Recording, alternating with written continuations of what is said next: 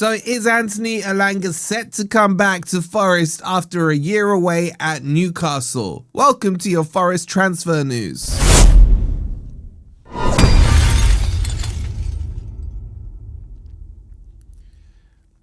Hi guys, hope you're doing well and welcome to your latest Forest transfer news. Coming up, we're going to talk about this bloody Elanga story. My DMs have been inundated with questions about it. So make sure you've liked, make sure you've subscribed, make sure as always check out OK Jerseys. Get your World Cup shirts for 15 quid. Use code FFTV for a further 8% off. And Elanga, the player we sold last summer for £55 million. The player who the Newcastle fans were coming into the comments here and on our TikTok and no doubt chatting to you guys, talking about Agent Asula, Agent Isak, how they've got their boy Elanga, how it's going to be party scenes there at Newcastle. Roll on 12 months and Elanga has played, I think, 26 games for Newcastle. Only starting 12 times in those games, and he got one single goal and one single assist. So those parties didn't last very long, especially as one of those trios, Isak, left very quickly to get to Liverpool, and it hasn't worked for Elanga at Newcastle whatsoever.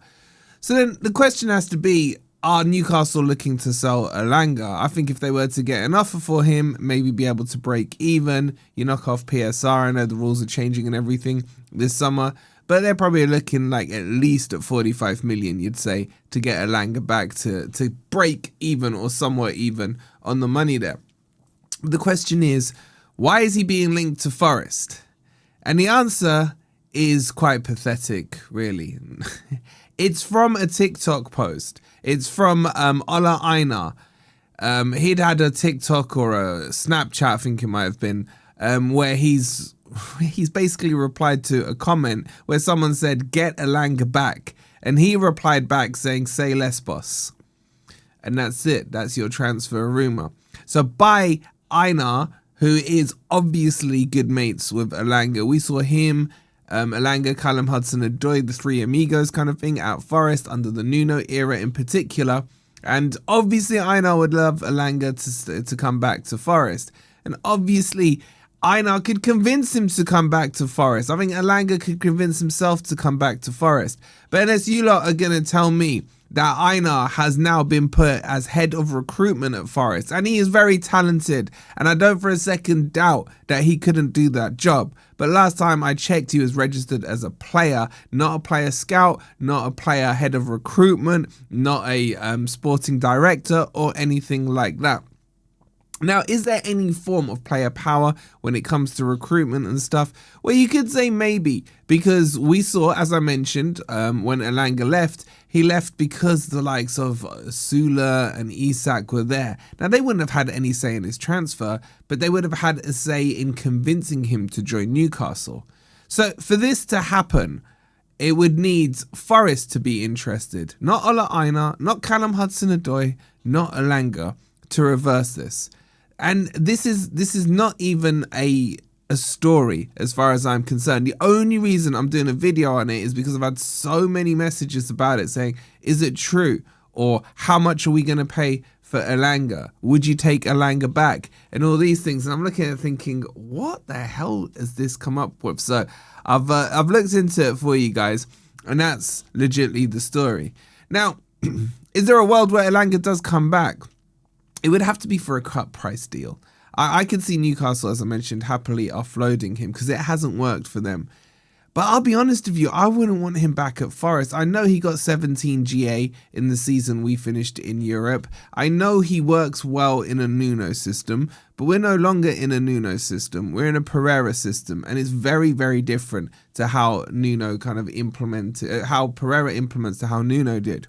So if anyone's there thinking that Elanga can just come back, slot back in, get 17 GA, makes Chris Wood get another 20 goals in the Premier League, I think you're living in dreamland, and you know, more power to you. More power to you.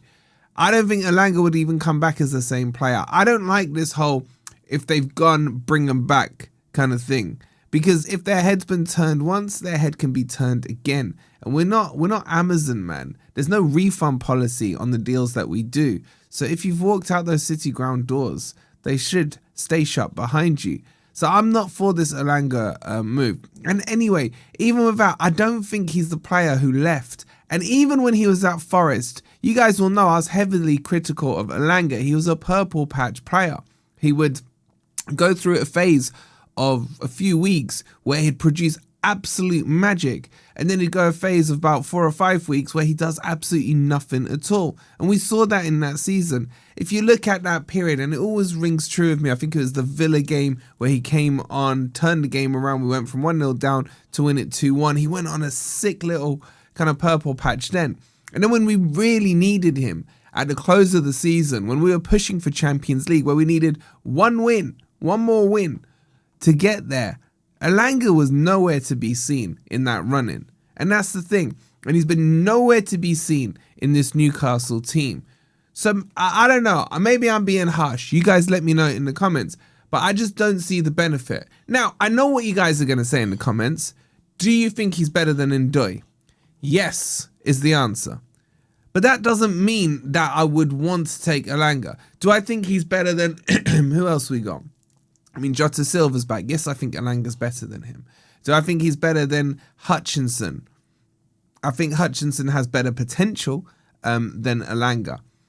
But it doesn't mean that Elanga's the only winger solution out there. That's the thing. Just because I think he's better than Ndoye or what have you, then that doesn't necessitate I would take him back. That's the thing. I think we can go and find better solutions and better wingers than what Elanga offered. And also, I think we can do it for cheaper. And I know you guys are going to say, hypocrite. You're saying our big problem this season has been in the winger area. Yes, it is. Yes, it is. But you got to remember how we played under Nuno. It was defensively deeper than Pereira played, which allowed Elanga to have grass to run into, which then gave him the space to use his best attribute, which was pace. And then I still maintain his football IQ level is not that high. And that was the problem. If we were playing against a team, or if we play against teams next season where Forest are playing a mid defensive line or a slightly higher one, Elanga won't have that grass to run into.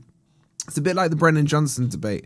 Brennan Johnson's another player who I felt needed grass to run into. I don't think Brennan Johnson is techie enough to dribble past a player, take a player on, or anything like that. That's why it worked in a Cooper formation for Brennan Johnson. That's why you haven't really seen it work for him at Spurs and why he had to leave. So, look, I get it. I get the sentiment. I get that. But just remember back to the phases outside the purple patch where Elanga wasn't that good for Forest. And on top of that, this isn't really a transfer story. As I said, the only reason I've put it together is because there's been crazy amount of questions about it. So, hope this clears it up. Don't hold your breath if you're waiting for Elanga to walk back through the doors. But this is football, and you never know. Crazier things have happened. Make sure you've liked. Make sure you're subscribed. We'll see you on the next video. Come on, you Reds.